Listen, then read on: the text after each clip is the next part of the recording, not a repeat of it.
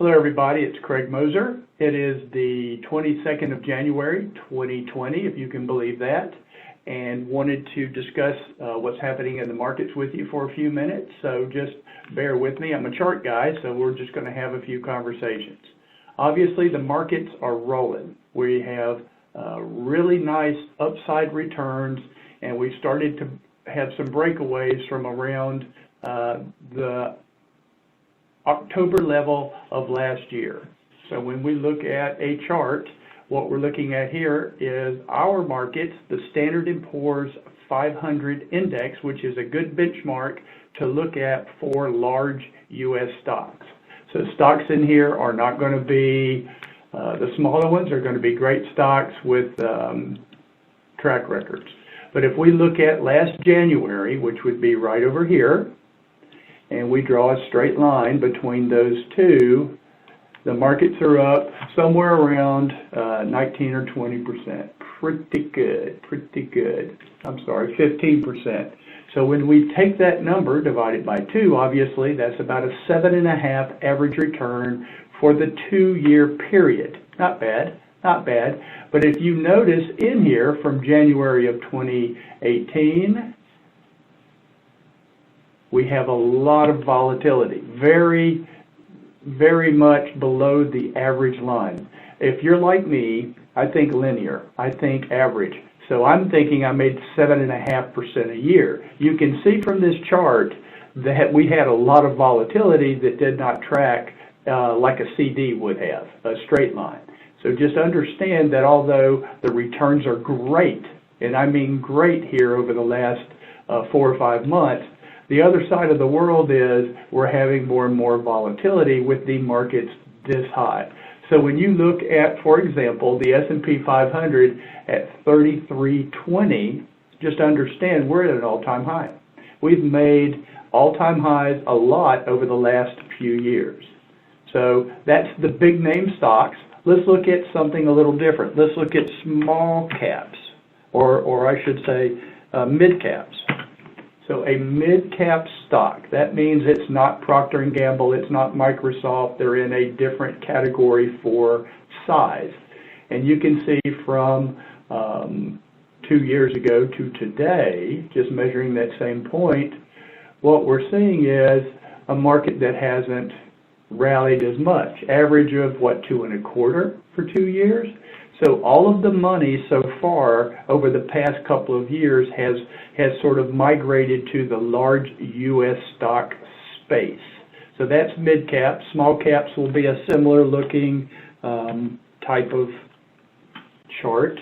You know, you can see that really no money made in the small cap space since back over here in about, I don't know, August of 2018. So markets are pretty much a whole lot different depending on where you have placed your funds. When you look at international, excuse me, so we're going to look at Europe, Australia, and the Far East here. So from a 2-year window perspective, not so hot.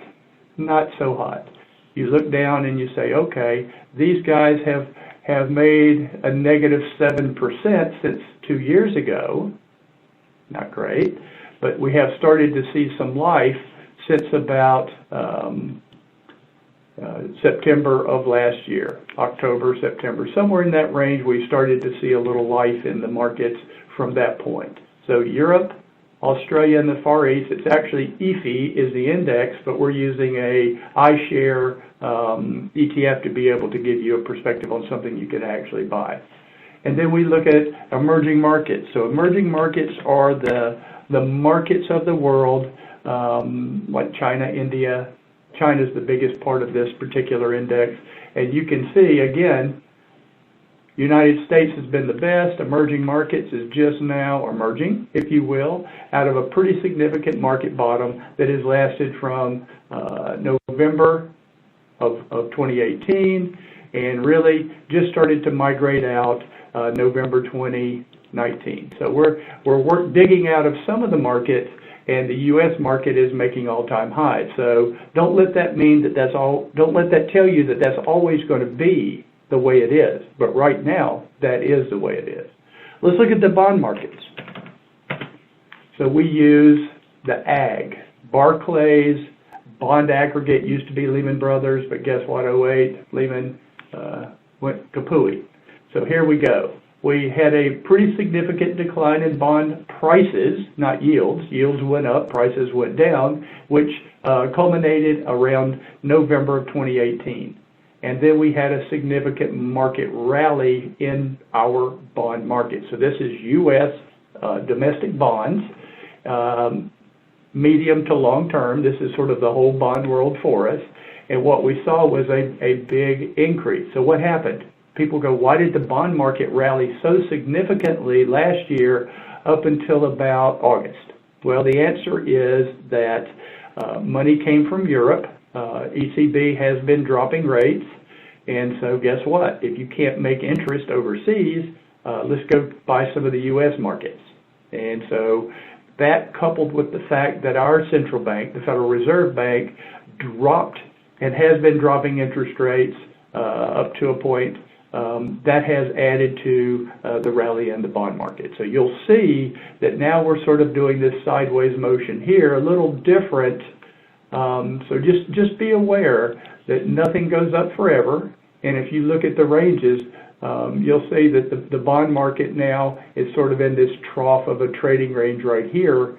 And we may not see any significant benefit to be on the longer end of maturities for bonds at this point, meaning that you can probably make just about as much in a short-term investment from a bond perspective as you can in a long-term one at this point. We could look at international bonds. That might be another place to look. They have a AG as well, international aggregate, and you can see another bond rally followed by a more dramatic consolidation right in here. So they have slowed down in the bond world, and money is moving to the stock place. All right, gold. I'm using the S&P, the Spider Gold Trust here as the example, a similar chart pattern. We had pretty bad markets followed by a significant rally, culminating again around September, and we've had this U-shaped chart pattern. Some people will call that a cup, and then, okay, so now we're seeing if gold makes new highs. To me, I'm sorry for all you gold bugs, but gold doesn't pay anything, doesn't earn anything, it doesn't have a yield. It's just a store of wealth, I guess. People value gold. But at points in time, we should be attentive to the fact that we should own it. So that's the reason why I bring it up. If you look at real estate, so I'm going to use Fidelity's real estate index. So this is an ETF to show you that over the past 2 years, and especially since right in here, which was around January of 19, we've seen a pretty significant rally in the REIT real estate index. So this owns a bunch of REITs that are daily traded. You get a reasonable yield. And so what we're seeing here is a real estate market that's hanging in there pretty well and moving to the upside. So not broke, don't try to fix it. I guess I'll also talk a little bit about tech, because tech has been strong a long time, you guys. Tech has been rocking and rolling and moving up, and so at some point the valuations will be too high to support the prices, but right now, enjoy it while it's there. Just understand there will be a day when you'll need to take some profit. That's not today, however. Last things, when you look at great companies in our area, so we have Procter Gamble. Procter Gamble's doing awesome. Look at that chart pattern. Holy cow, what a great stock to have owned. But you need to understand that right now, if you start to buy more Procter & Gamble, you're buying a stock that's trading at 80 times earnings. So at some point, we'll see a correction. Nothing wrong with this company, one of the best in the world, but at the end of the day, they don't go up forever. Let's look at Microsoft. Great company, same type of chart pattern. Really great, really great. But, you know, at the end of the day, when you start getting a valuation that's too high, and I don't think Microsoft is, we will at some point have to deal with some adjustments. Let's look at some tobacco companies. BTI. BTI is coming off of a major decline. This is British Tobacco, British American Tobacco, So we've had a 2-year decline in the stock value, and we're just now starting to see some sort of rally to the upside, from a long extended bottom that really has been since around January of 2019. Anyway, a local company, Hanes Brands, we look at Hanes Brands. And again, a company that his stock price is struggling. Great company, reasonable dividend, not paying much of a multiple for the stock, but holy cow, somebody buy the stock so we can have some upward trend to the markets. Love all these companies. There's nothing wrong with these companies, but just be aware that there's a time and place to own everything. So with that, I'm going to let you guys go. If you have questions, feel free to call us at 336-448-1086. Be happy to talk to you about anything that you see in the markets. Also, if you want to take some time to get some extra education, we have 2 courses that we're teaching. One at UNCG, which will be February, and that will be February at UNCG, and then we'll also be teaching at Wake Forest, and that will be in April. Correct? Correct. Okay, good. So with that, we're going to bid you a great day, and I hope you have a great month.